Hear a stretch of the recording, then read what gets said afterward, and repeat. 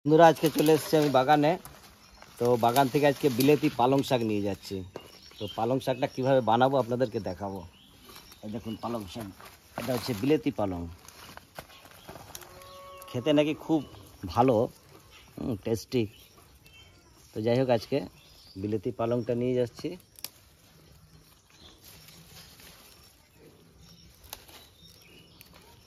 কি সুন্দর একদম কচি, ফটাফট ভেঙে যাচ্ছে। দেখুন এই দেখুন সুন্দর ভেঙে যাচ্ছে। কচি ডাল ভেঙে ফেললাম।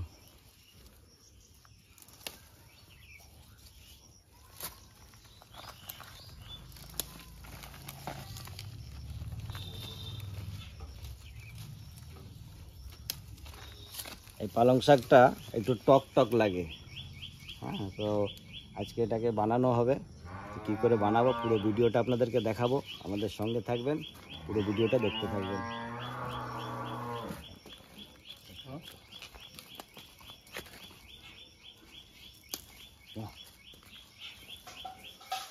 এই যে বিলেতি পালং শাক নিয়ে বাড়ি চললাম।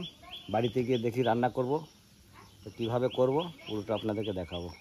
তো বন্ধুরা আজকে এই যে টক পালং নিয়ে চলে এসেছি। আজ টক পালং রান্না করব। তো কীভাবে রান্না করব আপনাদের দেখাই। তো আগে আমি উনুনটা ধরিয়ে নিই। তো আমি আগে আলু বেগুন মূলোটা কেটে নেব।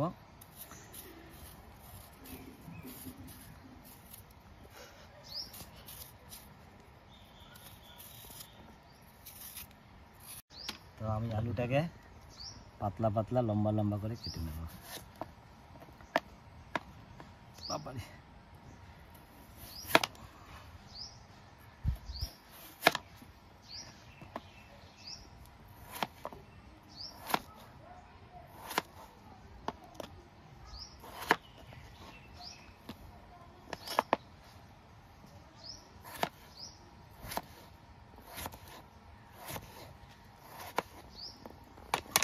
আমি একটা আলু কেটে নিলাম।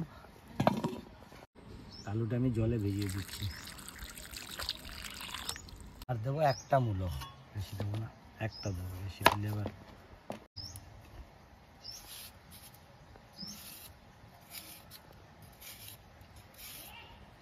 এখনো নতুন মূলো বেরোয়নি। তো যাই হোক এগুলো অফ সিজনের মূলো,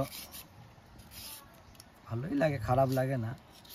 যখন মানে দমে বাজারে বেরোয় সে সময় খুব একটা ভালো লাগে না, কিন্তু এখন ভালো লাগবে। একটু অফ সিজনের মূলো ভালোই লাগবে। আমি মূলোটা কম লম্বা লম্বা করে কেটে নেবো, যেভাবে আলুটা কেটেছি।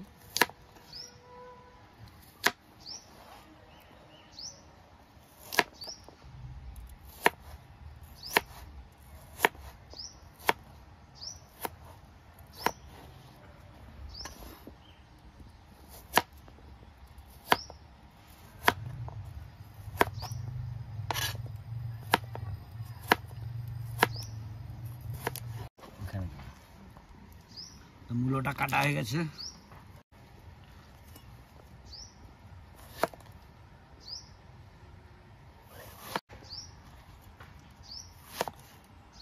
বেগুনটাও কচি বেগুন।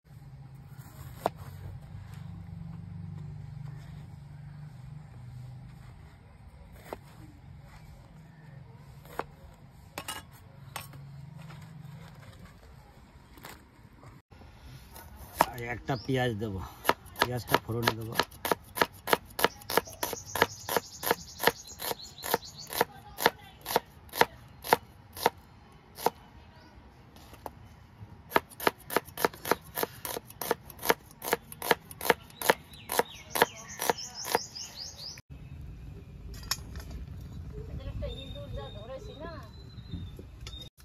আমার কড়াই গরম হয়ে গেছে, সরষের তেল দিয়ে দিচ্ছি।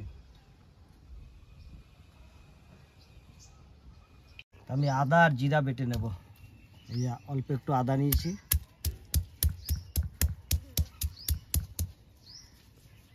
আর অল্প জিরে দেবো।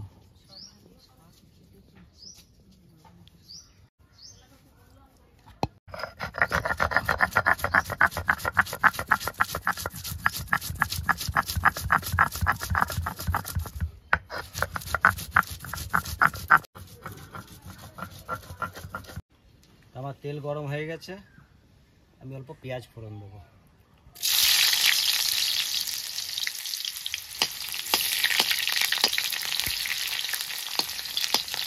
এই যে আমার আদা জিরেটা বাটা হয়ে গেছে, দেবো কটা কাঁচা লঙ্কা।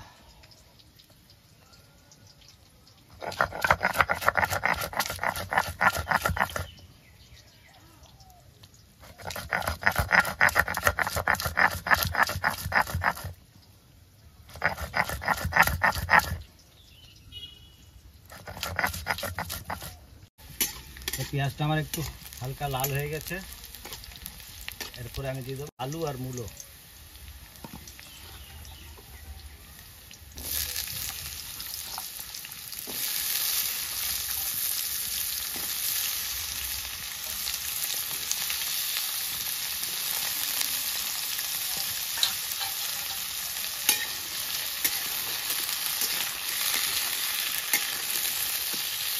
আমার আদা জিরা আর কাঁচা লঙ্কা বেটে ফেলেছি, এবার এটা আমি তুলে নেব।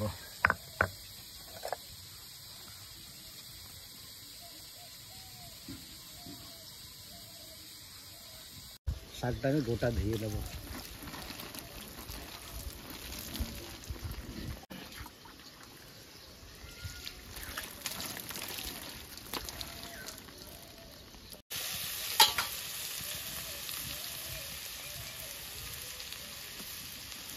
আলু মূলোটা আমার ভাজা হয়ে গেছে, এরপর আমি দিয়ে দেবো বেগুনটা।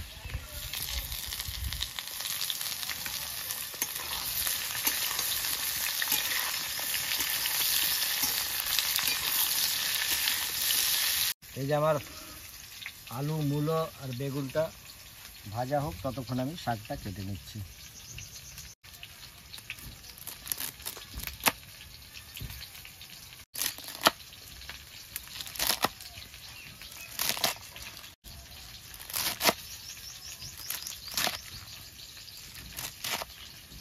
কাটা হয়ে গেছে, আমি ওইটা একটু নাড়া দিয়ে দিই, নয়তো আবার পুড়ে ধরবে।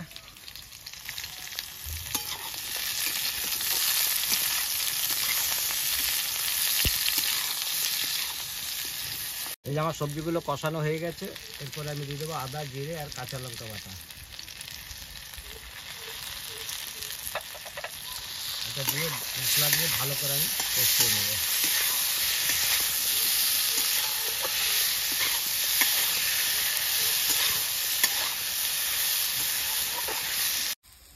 এই যে মশলা দিয়ে আমার কষানো হয়ে গেছে, এরপরে দেবো আমি পরিমাণ মতো নুন।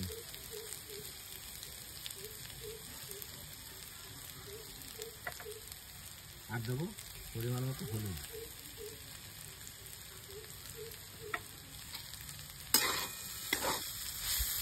হলুদের গন্ধটা মরে গেলে পরে তারপরে আমি শাকটা দেবো।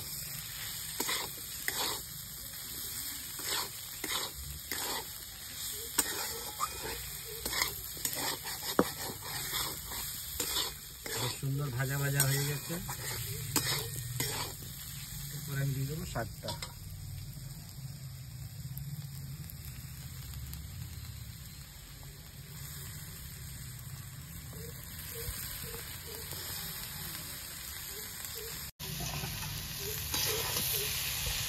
আমি হালকা নাড়া দিয়ে ঢাকা দেবো।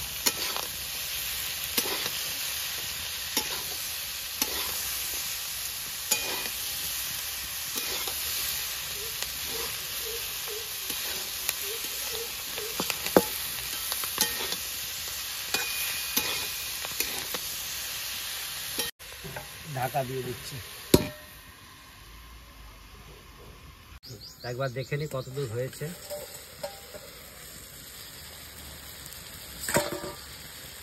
শাক জল ছেড়ে দিয়েছে।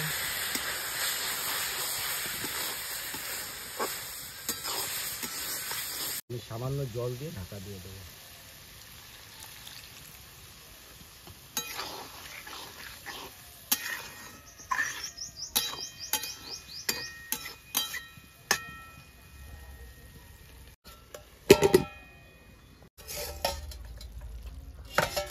এই যে আমার টক পালংয়ের তরকারি হয়ে গেছে, আমি নামিয়ে দেবো। এই যে আমার শাকটা হয়ে গেছে, আমি শাকটা তুলে নিচ্ছি।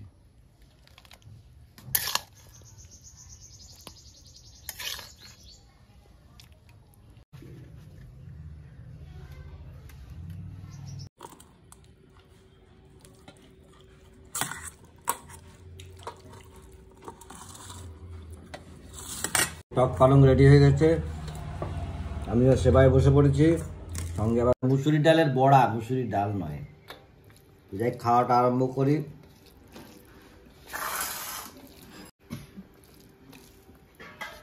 এমনি পালং তো সিজনে সিজনে ঠান্ডা সময় পাওয়া যায়, কিন্তু টক পালংটা আপনি বাড়িতে লাগালে পরে 12 মাসই সেখান থেকে খেতে পারবেন টক পালং।